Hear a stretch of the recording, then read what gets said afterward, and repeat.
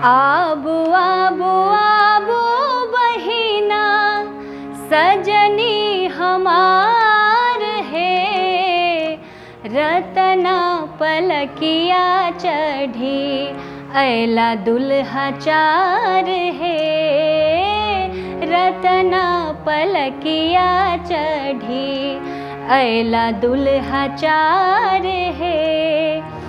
बाजा गाजा संग लाए कै 1000 है, कते का बराती संग पावे के न पार है, कते का बराती संग पावे के न पार है। लग कने आबू सजनी लाज के विसार है, लग कने आबू सजनी लाज के विसार है।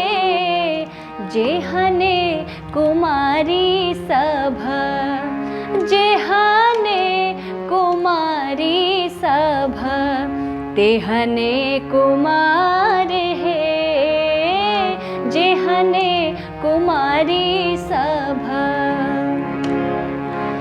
बेरी बेरी सनेहिया के होइत ई विचार है, मौरिया के लरटारी, मौरिया के लरटारी देखू मुँह निहार है, मौरिया के लरटारी देखू मुँह निहार है।